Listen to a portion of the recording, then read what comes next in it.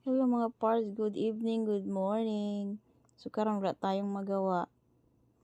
Ano na lang, tinulungan ko ang aking kapitbahay kasi kailangan niya ng tulong. Hindi na kasi siya pwedeng magbuhat ng mga mabibigat. Kaya tinulungan ko na lang. Mabait man din ito kasi give and take lang kami. Mapagbigay din to siya. Lagi siyang nagbibigay sa akin ng mga bagay-bagay. So, masaya din akong tulungan siya.